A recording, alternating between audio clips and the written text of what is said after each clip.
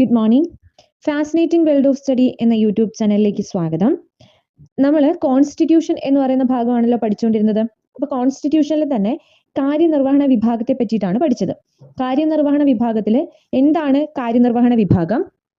President, അതുപോലെ തന്നെ vice president അഥവാ ഉപരാഷ്ട്രപതി, ഇത്രയും കാര്യങ്ങളാണ് നമ്മൾ പഠിച്ചു നിർത്തിയത്. അപ്പൊ ഇന്ന് നമ്മൾ പഠിക്കാൻ പോകുന്നത് പ്രധാനമന്ത്രി എന്ന് പറയുന്ന ഭാഗമാണ്. അപ്പൊ പ്രധാനമന്ത്രിയെ പറ്റിയിട്ടുള്ള കാര്യങ്ങൾ, പ്രധാനമന്ത്രിയുടെ ചുമതലകൾ എന്നൊക്കെയുള്ള കാര്യങ്ങളാണ് നമ്മൾ പഠിക്കാനായിട്ട് പോകുന്നത്. അപ്പൊ ക്ലാസ്സിലേക്ക് പോയാലോ?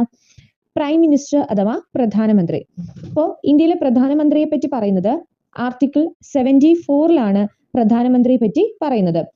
There shall be a council of ministers headed by a prime minister എന്നാണ് പറയുന്നത്. അതായത് നമ്മൾ പ്രസിഡന്റിനെ പറ്റി പഠിച്ചപ്പോഴും വൈസ് പ്രസിഡന്റിനെ പറ്റി പഠിച്ചപ്പോഴും പറഞ്ഞത് there shall be a vice president in India അല്ലെങ്കിൽ there shall be a president in India എന്നാണ് പറഞ്ഞത്. അപ്പൊ ഇന്ത്യക്കൊരു പ്രസിഡന്റ് വേണം, ഇന്ത്യക്കൊരു വൈസ് പ്രസിഡന്റ് വേണം എന്ന് ആർട്ടിക്കിൾ 63 അതുപോലെ ആർട്ടിക്കിൾ 52 പറയുന്നു എന്ന് നമ്മൾ പഠിച്ചതാണ്.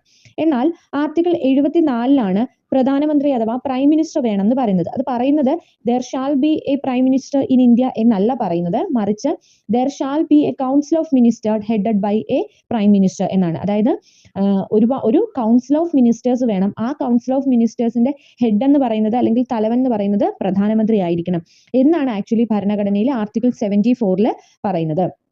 ഇനി അതുപോലെ തന്നെ ഭരണഘടനാപരമായിട്ട് കൂടുതൽ ശക്തൻ എന്ന് പറയുന്നതും അധികാരം കൂടുതലും ഈ പറയുന്ന പ്രധാനമന്ത്രിയിലാണ്. കാരണം ഒരുപാട് കാര്യങ്ങൾ, ഇപ്പൊ നമ്മൾ രാഷ്ട്രപതി പഠിച്ചപ്പോൾ രാഷ്ട്രപതി സൈന്യാധിപനാണ്, സൈന്യത്തിന്റെ തലവനാണ്, അതുപോലെ ഭരണത്തിന്റെ തലവനാണ്, അങ്ങനെയൊക്കെ പറഞ്ഞാലും രാഷ്ട്രപതിയുടെ ചുമതലകൾ എന്ന് പറയുന്നത്, അധികാരം എന്ന് പറയുന്നത് നാമമാത്രമാണ്. അതായത് പേരിൽ മാത്രമേ അധികാരങ്ങളുള്ളൂ. പക്ഷെ ആ അധികാരങ്ങളെല്ലാം, ആ പവർ മുഴുവൻ കിട്ടിയിരിക്കുന്നത് പ്രധാനമന്ത്രിക്കാണെന്ന് ഓർക്കണം. അപ്പം പ്രധാനമന്ത്രിക്ക് രാഷ്ട്രപതിയുടെ അത്ര തന്നെ പേരിലുള്ള പദവികൾ ഇല്ല എങ്കിൽ പോലും പദവികളിലെ അധികാരം എന്ന് പറയുന്നത് ഏറ്റവും കൂടുതൽ എന്ന് പറയുന്നത്, ആ പവർ കൂടുതലും കിട്ടുന്നത് ഈ പറയുന്ന പ്രധാനമന്ത്രിക്കാണെന്ന് കൂടി ഓർത്തു വെച്ചിരിക്കുക. ഇനി പ്രധാനമന്ത്രിയെ സംബന്ധിച്ചിടത്തോളം ഡിഫാക്ടോ ഹെഡ് എന്നാണ് അറിയപ്പെടുന്നത്. ഡിഫാക്ടോ ഹെഡ് എന്നറിയപ്പെടുന്നുണ്ട്. അതുപോലെ തന്നെ കേന്ദ്ര സർക്കാരിന്റെ തലവൻ എന്നറിയപ്പെടുന്നത് പ്രധാനമന്ത്രിയാണ്. അതായത് കേന്ദ്ര സർക്കാരിന്റെ തലവൻ പ്രധാനമന്ത്രിയാണ്. കേന്ദ്ര ഗവൺമെന്റിന്റെ തലവൻ എന്നറിയപ്പെടുന്നതും പ്രധാനമന്ത്രിയാണ്. അതുപോലെ തുല്യരിൽ ഒന്നാമൻ എന്നറിയപ്പെടുന്നതും പ്രധാനമന്ത്രിയാണ്. അതായത് കേന്ദ്ര സർക്കാരിന്റെ തലവൻ എന്നറിയപ്പെടുന്നുണ്ട്, അതുപോലെ കേന്ദ്ര ഗവൺമെന്റിന്റെ തലവൻ എന്നറിയപ്പെടുന്നുണ്ട്, അതുപോലെ തുല്യരിൽ ഒന്നാമൻ എന്നറിയപ്പെടുന്നതും പ്രധാനമന്ത്രിയാണെന്ന് ഓർത്ത് വെച്ചേക്കാം. ഇപ്പൊ പ്രധാനമന്ത്രിയെ പറ്റി പറയുന്ന ആർട്ടിക്കിൾ അല്ലെങ്കിൽ പ്രധാനമന്ത്രി വേണം എന്ന് പറയുന്ന ആർട്ടിക്കിൾ 74 അങ്ങനെ പറയുന്നത്. ഇനി പ്രധാനമന്ത്രിയുടെ നിയമനവുമായിട്ട് ബന്ധപ്പെട്ട കാര്യമാണ്. അതായത് ലോക്സഭയിൽ ഭൂരിപക്ഷമുള്ള കക്ഷിയുടെ തലവനെ എന്തായിട്ട് നിയമിക്കുകയാണ്? പ്രസിഡന്റ് ഈ പറയുന്ന പ്രധാനമന്ത്രിയായിട്ട് നിയമിക്കുകയാണ്. എന്താ പറഞ്ഞത്? സാധാരണയായിട്ട് ലോക്സഭയിൽ ഭൂരിപക്ഷമുള്ള പാർട്ടി, അതായത് ലോക്സഭാ തെരഞ്ഞെടുപ്പ് നടത്തി നമ്മൾ കുറെ പേര് തെരഞ്ഞെടുത്ത് വിടുകയാണ്. അപ്പൊ ലോക്സഭയിൽ ഇങ്ങനെ തെരഞ്ഞെടുക്കപ്പെട്ട് വന്നവരിൽ ഭൂരിപക്ഷമുള്ള പാർട്ടി, അതുപോലെ അല്ലെങ്കിൽ ഭൂരിപക്ഷമുള്ള മുന്നണി, ആ മുന്നണിയുടെ നേതാവിനെ പ്രധാനമന്ത്രിയായിട്ട് രാഷ്ട്രപതി എന്ത് ചെയ്യാണ്? രാഷ്ട്രപതിക്ക് നിയമിക്കാനായിട്ട് പറ്റും. അപ്പൊ സാധാരണഗതിയിൽ ലോക്സഭയിൽ ഭൂരിപക്ഷമുള്ള പാർട്ടി അല്ലെങ്കിൽ മുന്നണിയുടെ നേതാവ്, ആ നേതാവിനെ പ്രധാനമന്ത്രി ആയിട്ട് രാഷ്ട്രപതി എന്ത് ചെയ്യാണ്? നിയമിക്കുകയാണ് ചെയ്യുന്നത്. ഇനി അതേസമയം ലോക്സഭയിൽ ഒരു പാർട്ടിക്കും ഒരു മുന്നണിക്കും വ്യക്തമായിട്ടുള്ള ഭൂരിപക്ഷം ഇല്ലാതിരിക്കുന്ന അവസരത്തിൽ രാഷ്ട്രപതിക്ക് തന്റെ വിവേചന അധികാരം ഉപയോഗിച്ചുകൊണ്ട് പ്രധാനമന്ത്രിയെ തീരുമാനിക്കാനായിട്ട് പറ്റും. എന്താണ്? ലോക്സഭയിൽ ഒരു പാർട്ടിക്കോ മുന്നണിക്കോ ഒരു തരത്തിലുള്ള ഭൂരിപക്ഷവും ഇല്ലാതിരിക്കുന്ന സമയത്ത് രാഷ്ട്രപതി തന്റെ വിവേചന അധികാരം ഉപയോഗിച്ചുകൊണ്ട് പ്രധാനമന്ത്രി എന്ത് ചെയ്യാണ്? തീരുമാനിക്കുകയാണ് ചെയ്യുന്നത്. അങ്ങനെ തീരുമാനിച്ച അവസരങ്ങളുണ്ട്. ആദ്യമായിട്ട് അങ്ങനെ തീരുമാനിച്ചത് 1979 അപ്പൊ 1979 പ്രസിഡന്റ് ആയിരുന്ന നീലം സഞ്ജീവ റെഡ്ഡി ഈ പറയുന്ന വിവേചന അധികാരം പ്രയോഗിച്ചുകൊണ്ട് ചരൺ സിംഗിനെ പ്രധാനമന്ത്രിയായിട്ട് നിയമിച്ചു. 1979 കാര്യമാണ്. 1979 ആദ്യമായിട്ട് അന്ന് പ്രസിഡന്റ് ആയിരുന്ന നീലം സഞ്ജീവ റെഡ്ഡി തന്റെ വിവേചന അധികാരം ഉപയോഗിച്ച് ഭൂരിപക്ഷമൊന്നും ഇല്ലാതിരുന്നിട്ടും ഈ പറയുന്ന ചരൺ സിംഗിനെ പ്രധാനമന്ത്രിയായിട്ട് എന്ത് ചെയ്തു? നിയമിക്കുകയാണ് ചെയ്യുന്നത്. അതുപോലെ തന്നെ പാർലമെന്റിൽ അംഗമല്ലാത്ത ഒരു വ്യക്തിക്കും ഈ പറയുന്ന ഇന്ത്യൻ പ്രധാനമന്ത്രിയാകാനായിട്ട് സാധിക്കും. പാർലമെന്റ് എന്ന് പറയുമ്പോൾ ലോക്സഭയിലും രാജ്യസഭയിലും അംഗത്വമാണ്. ഇപ്പൊ ലോക്സഭയിലും രാജ്യസഭയിലും അംഗമായവർക്കും ഈ പറയുന്ന പ്രധാനമന്ത്രി ആകാം. ഇനി അഥവാ ലോക്സഭയിലും രാജ്യസഭയിലും, അതായത് പാർലമെന്റിൽ മൊത്തത്തിൽ അംഗമല്ലാത്ത ഒരു വ്യക്തിക്കും ഇന്ത്യൻ പ്രധാനമന്ത്രിയാകാനായിട്ട് സാധിക്കും. ഇനി പ്രധാനമന്ത്രി ആയിക്കഴിഞ്ഞ് 6 മാസത്തിനകം ലോക്സഭയിലോ രാജ്യസഭയിലോ എന്ത് ചെയ്താൽ മതി? അംഗത്വം നേടിയാൽ മതിയാകും. അപ്പോൾ പാർലമെന്റ് അംഗമല്ലാത്ത ഒരു വ്യക്തിക്കും ഇന്ത്യൻ പ്രധാനമന്ത്രിയായിട്ട് മാറാൻ പറ്റും. പ്രധാനമന്ത്രി ആയതിനു ശേഷം 6 മാസത്തിനകം ലോക്സഭയിലോ രാജ്യസഭയിലോ എന്ത് ചെയ്താൽ മതി? അംഗത്വം നേടിയാൽ മതിയാകും.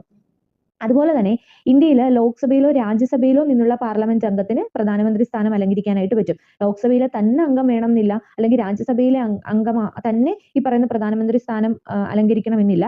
ലോക്സഭയിലോ രാജ്യസഭയിലോ ഏതെങ്കിലും പാർലമെന്റിലെ ഒരു സഭയിൽ അംഗമായി കഴിഞ്ഞാൽ അവർക്ക് പ്രധാനമന്ത്രി സ്ഥാനം എന്ത് ചെയ്യാൻ പറ്റും, അലങ്കരിക്കാനായിട്ട് പറ്റും. പക്ഷെ നമ്മൾ സാധാരണഗതിയിൽ പറയുന്നത്, അല്ലെങ്കിൽ സാധാരണ സാഹചര്യത്തിൽ ഈ പറയുന്ന ലോക്സഭയിൽ നിന്നുള്ള അംഗങ്ങളാണ് പൊതുവെ പ്രധാനമന്ത്രി പദവിയിൽ എത്താറ്. ഓക്കെ, അതേപോലെ കൂടുതലും പ്രധാനമന്ത്രി പദവിയിലേക്ക് എത്തുന്നത് ലോക്സഭാ അംഗങ്ങളാണ് പദവിയിലേക്ക് എത്തുന്നത്. രാജ്യസഭാ അംഗങ്ങൾക്കും പ്രധാനമന്ത്രി പദവിയിലേക്ക് എത്താനായിട്ട് പറ്റും. കൂടുതലും നമ്മൾ കണ്ടുവരുന്നത്, അല്ലെങ്കിൽ സാധാരണ സാഹചര്യത്തിൽ നമ്മൾ കണ്ടുവരുന്നത്, ലോക്സഭയിലെ ആ മന്ത്രിസഭയിലെ ഏറ്റവും തലവനായിട്ട് നിൽക്കുന്ന ഒരു വ്യക്തിയാണ് പ്രധാനമന്ത്രി സ്ഥാനത്തേക്ക് എത്തുന്നത്. ഇനി രാജ്യസഭാ അംഗമായിരിക്കെ പ്രധാനമന്ത്രി പദത്തിൽ എത്തിയവരുണ്ട്. അങ്ങനെയുള്ള ഒരു 3 പേരെ നമുക്ക് പരിചയപ്പെടാം. ഇന്ദിരാഗാന്ധി രാജ്യസഭാ അംഗമായിരുന്നു. ആ രാജ്യസഭാ അംഗമായിരിക്കെ പ്രധാനമന്ത്രി സ്ഥാനത്തെത്തിയ വ്യക്തിയാണ്.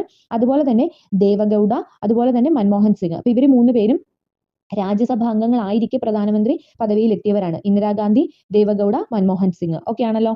അപ്പൊ അതൊന്ന് ആലോചിച്ച് വെച്ചേക്കാം.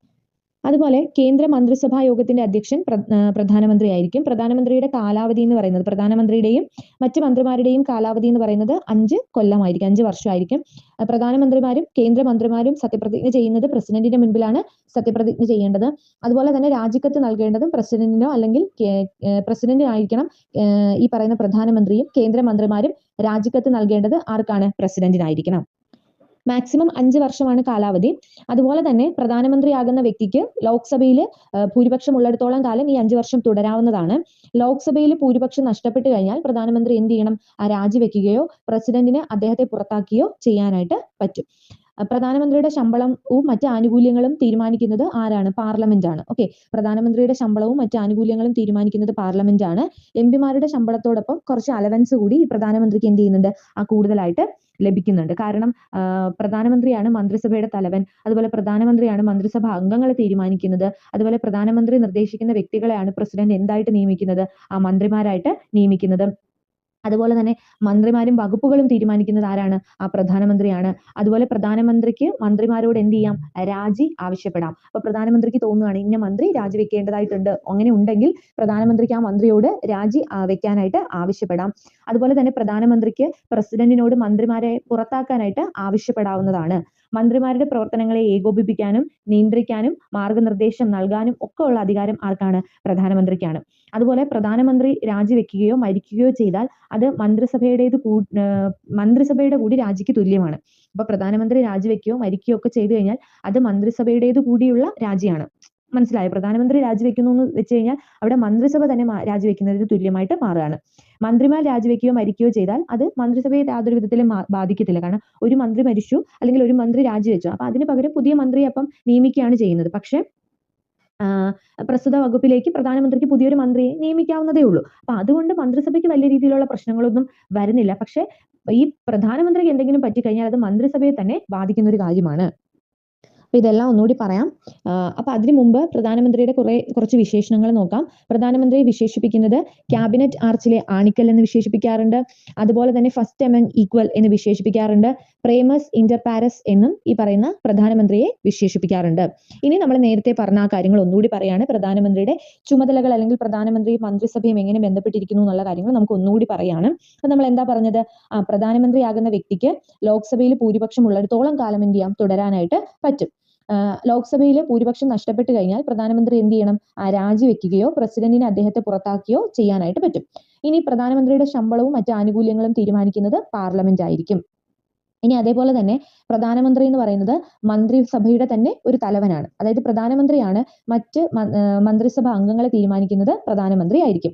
പ്രധാനമന്ത്രി നിർദ്ദേശിക്കുന്ന വ്യക്തികളെ പ്രസിഡന്റ് എന്തായിട്ട് നിയമിക്കുകയാണ്? മന്ത്രിയായിട്ട് നിയമിക്കുകയാണ്. അപ്പോൾ ഓരോ മന്ത്രിമാരും ഏതൊക്കെ വകുപ്പുകൾ കൈകാര്യം ചെയ്യണം എന്ന് തീരുമാനിക്കുന്നതും പ്രധാനമന്ത്രി ആയിരിക്കും. ഇന്ന വ്യക്തികൾ ഇനിയിപ്പോൾ ഗതാഗതം കൈകാര്യം ചെയ്യേണ്ടത് ഇങ്ങനെയാണ്, വാർത്താവിനിമയം കൈകാര്യം ചെയ്യേണ്ടത്. അതുപോലെ തന്നെ ഇങ്ങനെ കേന്ദ്ര മന്ത്രിസഭയിൽ ഓരോ മന്ത്രിമാരും ഏത് സ്ഥാനം വഹിക്കണം എന്ന് തീരുമാനിക്കുന്നത് പ്രധാനമന്ത്രിയാണ്. ഇനി പ്രധാനമന്ത്രിക്ക് ഇപ്പോൾ ഒരു മന്ത്രി രാജിവെക്കണമെന്ന് തോന്നിക്കഴിഞ്ഞാൽ പ്രധാനമന്ത്രിക്ക് മന്ത്രിമാരോട് രാജിവെക്കാനായിട്ട് എന്ത് ചെയ്യാം? ആവശ്യപ്പെടാം.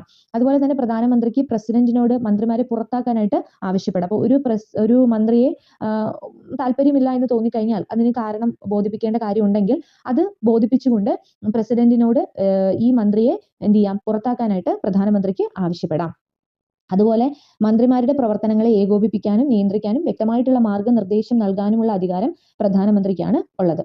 പ്രധാനമന്ത്രി രാജിവെക്കുകയോ അതുപോലെ മരിക്കുകയോ ചെയ്തു കഴിഞ്ഞാൽ മന്ത്രിസഭ തന്നെ മൊത്തത്തിൽ ഇല്ലാതാവുകയാണ് ചെയ്യുന്നത്. അതായത് മന്ത്രിസഭ തന്നെ രാജിവെച്ചതിന് തുല്യമാണ്. അപ്പോൾ ഒരു പ്രധാനമന്ത്രി രാജിവെച്ചു എന്നതുകൊണ്ട് ഉദ്ദേശിക്കുന്ന ആ മന്ത്രിസഭ തന്നെ രാജിവെച്ചു എന്നതിന് തുല്യമാണ്. പക്ഷേ ഏതെങ്കിലും ഒരു മന്ത്രിയാണ്, ഒരു വകുപ്പ് കൈകാര്യം ചെയ്യുന്ന ഒരു മന്ത്രി മരിച്ചു അല്ലെങ്കിൽ മന്ത്രി രാജിവെച്ചു എന്ന് കരുതി അത് ആ മന്ത്രിസഭയെ യാതൊരു വിധത്തിലും ബാധിക്കത്തില്ല. കാരണം ഒരു മന്ത്രി മരിച്ചു, ആ ഒരു വകുപ്പ് കൈകാര്യം ചെയ്യുന്ന ഒരു മന്ത്രി മരിക്കുകയോ അല്ലെങ്കിൽ രാജിവെക്കുകയോ ചെയ്തു കഴിഞ്ഞാൽ അതിന്റെ ആ ഒരു വകുപ്പിലേക്ക് പുതിയ മന്ത്രിയെ വെക്കാനായിട്ട് പ്രധാനമന്ത്രിക്ക് എന്ത് ചെയ്യും സാധിക്കും. അപ്പൊ പ്രധാനമന്ത്രി എന്ത് ചെയ്യും, മറ്റൊരാളെ നിയമിക്കും, ആ വകുപ്പിലേക്ക് മറ്റൊരാളെ നിയമിക്കും. പക്ഷേ പ്രധാനമന്ത്രി തന്നെ രാജിവെക്കുകയോ മരിക്കുകയോ ചെയ്തു കഴിഞ്ഞാൽ അത് മൊത്തത്തിൽ മന്ത്രിസഭയെ തന്നെ ബാധിക്കും എന്നത് ആലോചിച്ച് വെച്ചിരിക്കാം. യഥാർത്ഥത്തില് മന്ത്രിസഭയെയും പ്രസിഡന്റും ഉണ്ടല്ലോ, രാഷ്ട്രപതി. അപ്പൊ മന്ത്രിസഭയെയും രാഷ്ട്രപതിയും തമ്മിൽ ബന്ധിപ്പിക്കുന്ന ഒരു കണക്ഷൻ ആര് വഴിയാണ്? പ്രധാനമന്ത്രി വഴിയാണ്. അപ്പൊ അതായത് മന്ത്രിസഭയിലെ കാര്യങ്ങൾ പ്രധാനമന്ത്രി തീരുമാനിക്കും. എന്നിട്ട് പ്രധാനമന്ത്രി അത് ആരെ അറിയിക്കുകയാണ് ചെയ്യുന്നത്? പ്രസിഡന്റിനെ അറിയിക്കുകയാണ് ചെയ്യുന്നത്. അപ്പം മന്ത്രിസഭയും പ്രസിഡന്റും തമ്മിലുള്ള ഒരു ബന്ധം അല്ലെങ്കിൽ അവർ തമ്മിൽ കമ്മ്യൂണിക്കേറ്റ് ചെയ്യുന്നത് ത്രൂ ആര് വഴിയാണ്?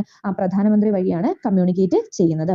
പ്രധാനമന്ത്രിയാണ് മന്ത്രിസഭയുടെ തീരുമാനങ്ങൾ പ്രസിഡന്റിനെ അറിയിക്കുന്നത്. അപ്പൊ ഒരു മീഡിയേറ്റർ പോലെയാണ് പ്രധാനമന്ത്രി എന്ന് പറയുന്നത്. എങ്കിലും എല്ലാ പദവിയും ഉണ്ട്, പവറും ഉണ്ട്, അതല്ല ഞാൻ പറയുന്നത്. പക്ഷെ പ്രധാനമന്ത്രിയാണ് മന്ത്രിസഭയുടെ തീരുമാനങ്ങൾ പ്രസിഡന്റിനെ എന്ത് ചെയ്യുന്നത്?